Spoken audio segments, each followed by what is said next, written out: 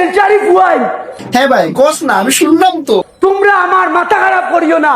তোর কেন ভাই, তোর মাথাতে কি হয়েছে? যেহেতু তোর মাথা খারাপ, তাহলে একটা কাজ করতে পারিস। আমার ঘরে একটা কালা ডেকা আছে, কালকে সকালে আমার ঘরে এসে কালা ডেকার গোবর নিয়ে যাস আর মাথায় 4-5 দিন লাগাস, ঠিক আছে? দেখবে তোর মাথা খারাপ থেকে একদম ভালো হয়ে গেছে। হাসির মানে আর ব্র্যান্ড হলে তার একটা মার্কেটের দাম থাকে, আর তোরে তো কেউ ভাই 50 টাকাও নিত না, বিশ্বাস কর। 50 টাকা দিয়েও কেউ তোরে নিত না, বিশ্বাস করো।